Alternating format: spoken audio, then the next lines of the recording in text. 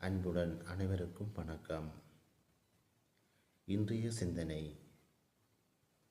நீ நன்மை செய்யும்போது கடிந்து கொள்ளாதே, கொடைகள் வழங்கும்போது புண்படுத்தும் சொற்களை கூறாதே.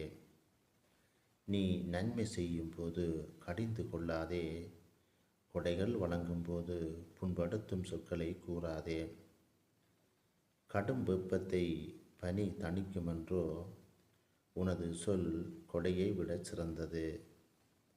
கடும் வெப்பத்தை பனி தணிக்குமென்றோ, உனது சொல் கொடையை விட சிறந்தது. ஒரு சொல் நல்ல கொடையை விட மேலானதன்றோ, கனிவுள்ள மனிதரிடம் இவ்விரண்டுமே காணப்படும். ஒரு சொல் நல்ல கொடையை விட மேலானதன்றோ, கனிவுள்ள மனிதரிடம் இவ்விரண்டுமே காணப்படும். நன்றி, வணக்கம்.